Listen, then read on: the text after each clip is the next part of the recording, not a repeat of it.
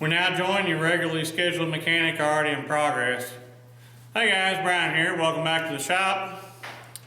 It's more work on the G&L today, trying to fix some stuff that was wrong with it. Like I mentioned previously about having to use a pipe to hold up on the engage lever for the raise and lower.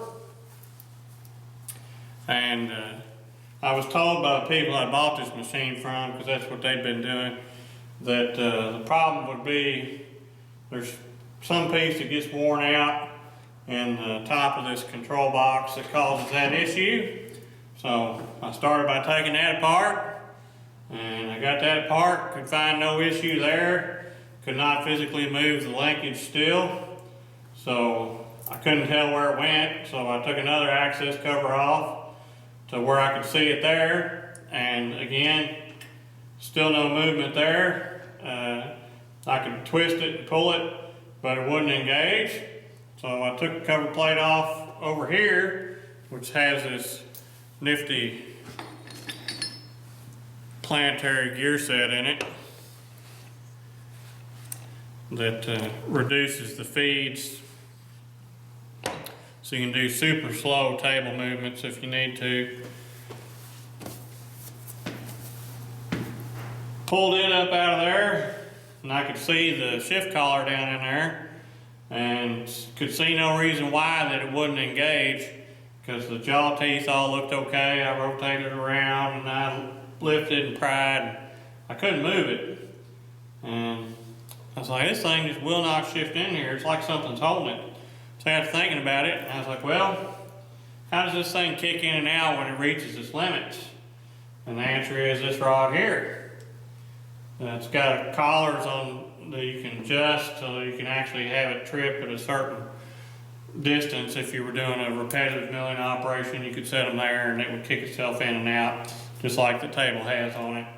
They're set at the ends of their travels right now, so it'll trip itself out at the ends, which I had run this all the way up previously and verified that it would shove itself back out.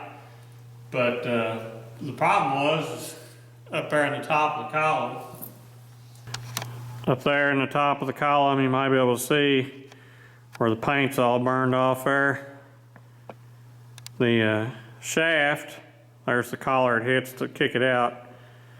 The shaft was frozen into that.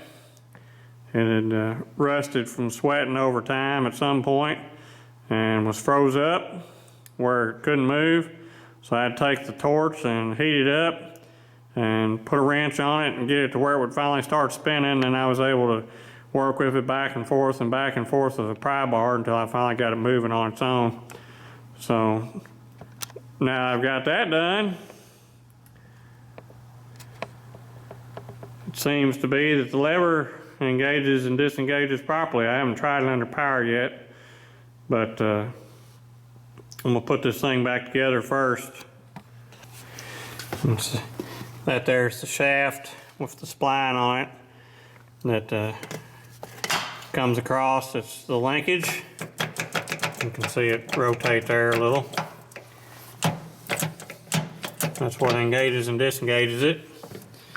And down in there you can see barely.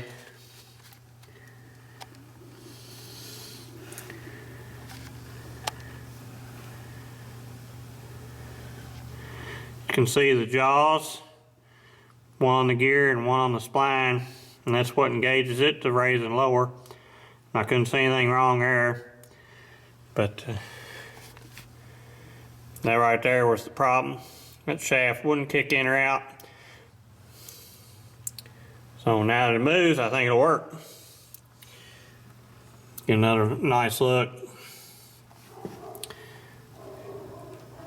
Not in terrible shape for, 80 years old.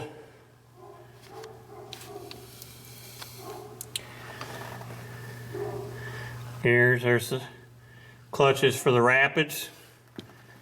There's a slip clutch down in there for the feed. So if the table gets bound up or something, it can kick out, not break the shaft. take a pretty good bit to break that 2-inch screw, but it could do it. So there's the cute little planetary gear set for the feed reduction to the table. Get this cleaned up and get the covers back on it and fire this thing up and see if it works. I'll bring you back. Well, I think I'm gonna call that a success. For sure I've got this elevation fixed where it works like it's supposed to now. So I got the mill running here and I'm almost up to the top of the travel. So I'll let it run up, kick out, and we'll run all the way down, let it kick out, and be sure it goes back up again. And should be good.